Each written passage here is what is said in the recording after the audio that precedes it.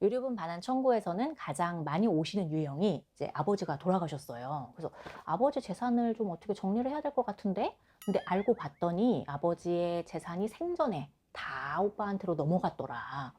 이게 이럴 수 있냐? 하면서 이제 오빠랑 이야기를 해봤더니 전혀 안 통한다. 그래서 유류분 반환 청구를 해야겠다라고 하셔서 오시는 경우가 많이 있어요. 그래서 유류분은 보통 이렇게 공동상속인 사이에 문제가 되는 경우가 현재로서는 많이 있는데요.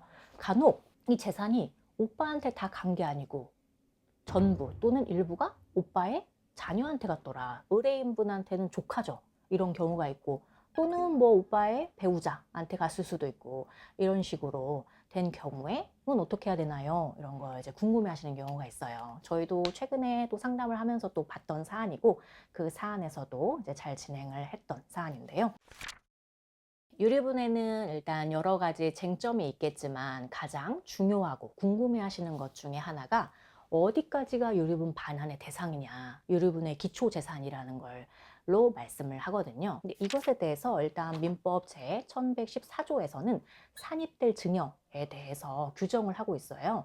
거기에 보면 상속 개시 전 1년간 한 것은 일단 산입되는 증여다 라고 말을 하고 있고, 그 다음 문장에서는 1년 전이라고 하더라도 그걸 주고받은 사람들이 쌍방 유류분을 침해한다는 사실을 알았다면 대상이 된다라고 규정하고 있어요. 아, 그러면 이거구나. 1년 이내 거면 일단 다 돼.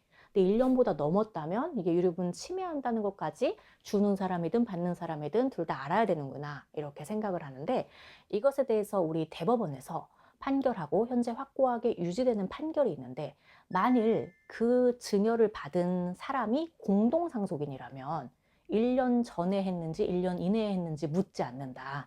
그리고 유류분 침해 사실을 상호 알았는지를 묻지 않는다라고 판시하고 있어요. 그래서 원래는 1년 전인지 아닌지 1년 전 거 말하는지 뭐 몰랐는지 이런 거를 봐야 되는데, 예를 들어 아버지의 공동상속인인 어머니는 예전에 돌아가셨다고 할게요. 그럼 아버지의 공동상속인은 지금 자녀가 2명, 오빠와 나란 말이에요. 그런데 오빠가 받아갔어. 근데 이건 특별 수익이야. 그냥 뭐 조금씩 용돈 받은 정도가 아니고 이거는 상속분을 미리 받았다고 할 수 있는 정도의 막 부동산을 이만큼 받아가고 뭘 막 이만큼 받아가고 했어. 그러면 이거는 언제 받았든 유류분 침해 사실을 알았든 몰랐든 일단 유류분 기초재산이 된다는 것입니다. 근데 여기서 이제 문제가 오빠가 받은 게 아니고 조카가 받았네? 또는 오빠가 아니고 오빠의 그 아내분 받았더라. 이렇게 돼 있는 거예요. 그래서 그럼 이때는 어떻게 되는 거야? 공동상속인이 아닌데. 좀 한 단계 더 생각해야 되고 한 단계 더 복잡해지죠. 공동상속인이면 더 수월하겠는데. 그래서 이런 경우에는 저희가 법리적으로 크게 2가지를 검토합니다.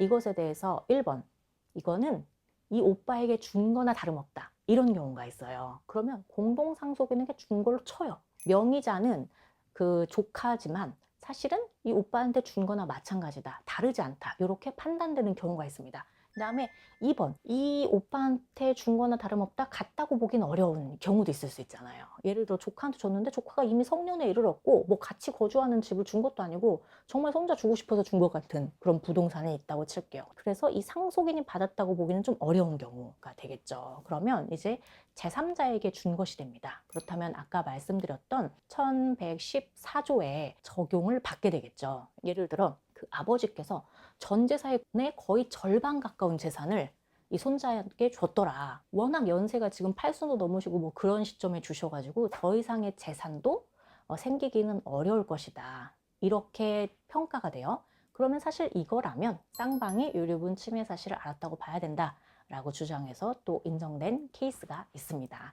다만 또 사안에 따라서는 좀 어려운 케이스도 있을 수가 있겠죠. 그렇다면 우리 예를 들어 이제 의뢰인분이 사안을 봤더니 이 유류분이라는 게 지금 오빠가 아니라 뭐 조카한테가 있어. 이런 경우일 때 이게 된다 안 된다 지금 단정할 수 있는 사안은 아닙니다. 따라서 이제 사안에 맞게 이거를 어떤 법리를 토대로 어떤 자료를 토대로 이제 주장할 수 있을지를 한번 진단을 받아보셔야 되겠죠.